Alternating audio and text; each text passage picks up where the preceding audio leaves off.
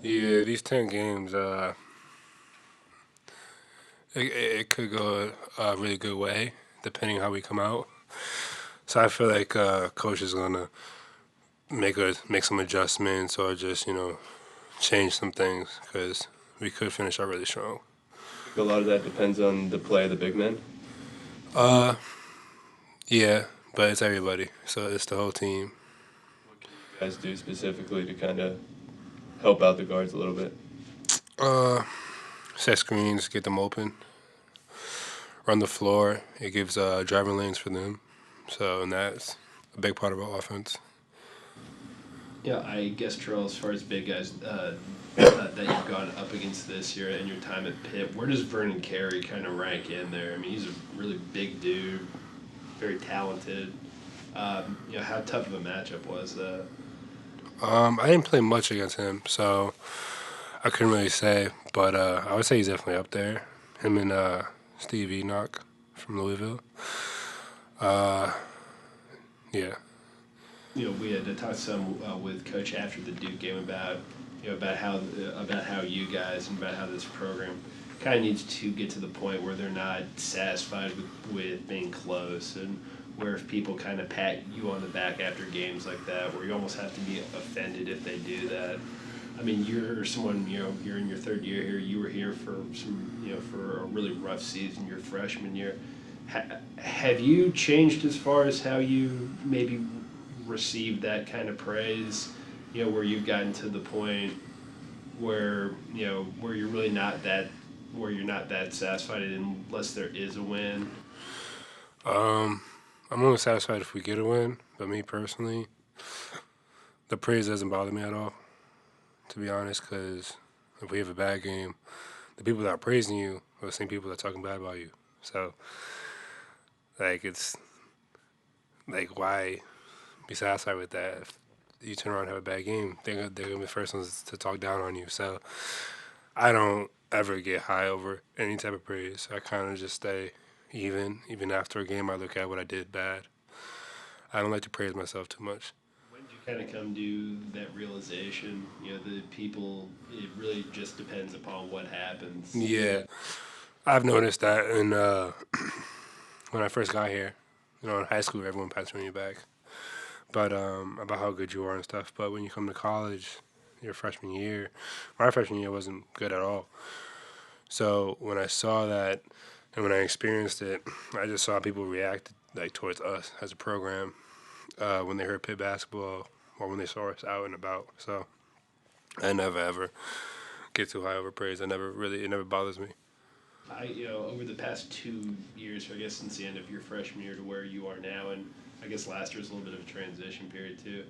How, as someone who does walk around campus wearing Pitt basketball stuff, how is the reception that you get changed? Do people look at you differently, talk to you differently? Well, everybody's I would say much nicer and stuff, but that's like go off of what I just said. Like those are the same people that was talking bad about us 2 years in a row when I was here, since I've been here.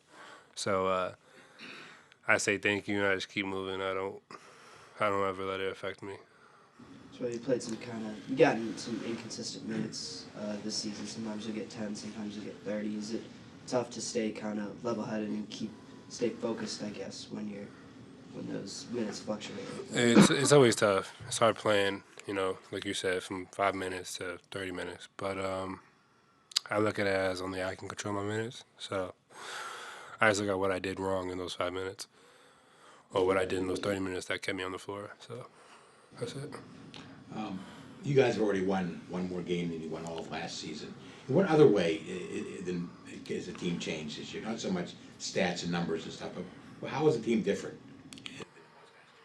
Uh, like you said, we won one more game.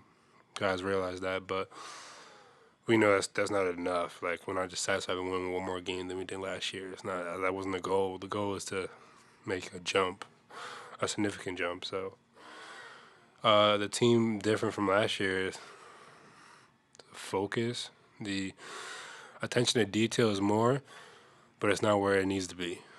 And like Coach said, we can't be satisfied with just being close with with good teams. Like we need to win. kind of a similar vein. There are kind of a lot of milestones that you guys have surpassed this year. You know, you ended a road AC losing streak. You won at Carolina for the first time ever, I think. How heavily are those kind of milestones weighing on your mind, and do you see it weighing on the minds of your teammates? I don't think it weighs on our minds. I think it's a confidence booster because we know we can do it because we did it. We just got to be consistent. That's all it shows. It shows that we're a good enough team that when it comes to it, we're able to push past and get the win. But we have to be a team that can do it consistently every night. Miami is a team that's fairly guard heavy when it comes to scoring, but they have a 6'10" and a 7-footer in their starting lineup. What do you remember from that challenge, a couple weeks ago, and what kind of challenge do they present down low?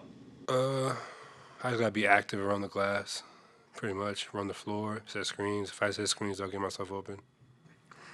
But Terrell, what kind of change have you noticed on the court, and I guess even maybe off of it too, in Audi's over the past, I guess, month and a half? He's more positive. He's more engaged. He's ready. His attention to detail is very good. He's locked in, especially on defense. So that's a big part for us. We need someone like a defensive stopper like him. So that helps a lot. But we also need to help him too. So. Yeah, we had talked with him a little bit earlier, and he was someone who had, going into the season, had been dealing with some stuff, a death in the family. Yeah. In situations like that, how much as teammates do you sort of bring it on yourselves to try to be there for him and try to uplift him as much as you can? Oh, big time. Like this summer when he had a passing of his grandmother, we was all there for him. Even the guys that weren't here yet, they still were contacting him. We would contact him 24/7. We would text him and make sure he was okay. When he came back, we made sure like we were here for him if he needed us. And obviously, I guess kind of talking about big men here. I guess it was pretty notable from the Duke game, Kareem doing what he did in the 22 minutes he played. What sort of, from the time he got here, what sort of progression have you noticed from him? As someone who also plays that position and has to go against him. I noticed he adjusted really well. Like you said, coming in, he never really played the 5 like that. He played the 4. So he was more like facing up and stuff. But he adjusted from not doing that to being how we want our 5s. How screen and roll, rim run, rebound and stuff. And be okay with touching the ball once or twice a possession, or maybe not touching it at all. So, he adjusted really well for a freshman.